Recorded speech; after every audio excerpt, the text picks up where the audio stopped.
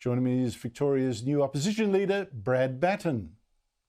Brad Battin, thank you so much for joining me. This Anti-Australia Day protest on Sunday, it seems to include a march on Melbourne Park just when the men's final of the Australian Open is on.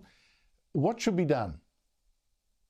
Well, as we know, Andrew, at a time we should be sending a message to the entire world that we're open for business. This is, again, another small group of protesters who want to send a message that we're closed.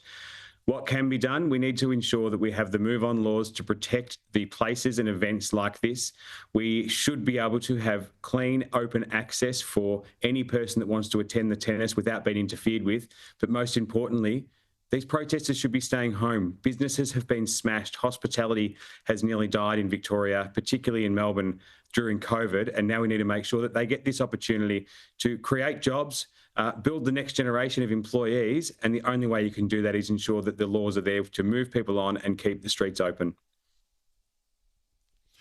Well, I think something needs to be done because you can't appeal to their good conscience because they're clearly not going to listen. This protest, though, I mean, we could also stop encouraging it with taxpayers' money. This one, though, is being encouraged by the First People's Assembly, which is funded by the Victorian government, taxpayers' money. What should be done about that? Yeah, this is a time for Jacinta Allan to come out and tell every person in Victoria that we are 100% backing having Australia Day, and she should actually condemn any one of her departments that's coming out saying not to celebrate or to have a rally at the biggest event here in our state.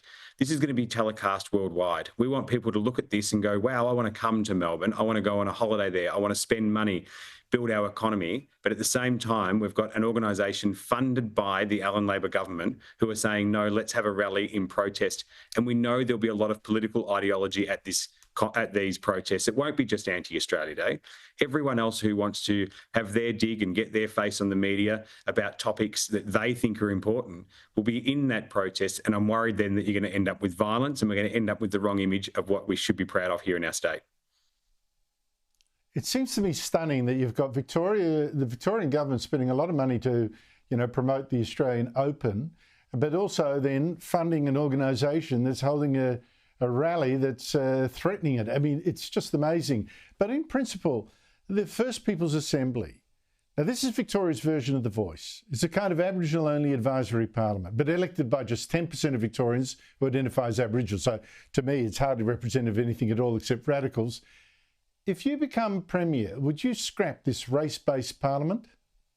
We've already said that we would scrap the treaty. We've been very strong on that and we'll continue that message. And when it comes to the First People's Assembly, we know that we're first, as a priority, Andrew, I think it's only fair, we meet with them and have a discussion about what they say is their priorities moving forward. But we believe very strongly that Victoria has a great democracy which elects the people in the parliament behind me now, and that should be the voice of all Victorians. We are very proud of the work that every one of our members does dealing with their communities, working with their communities, identifying issues and delivering for everyone across the whole state. And it should be done in the parliament, which was set up here to ensure everyone is heard. So our view is very much that the Victorian Parliament is a place for all voices. That's where everybody should be heard here in the state. Can't fault that principle. It seems to me you are edging towards scrapping it, and the sooner that's done, the better. The end this two-race business.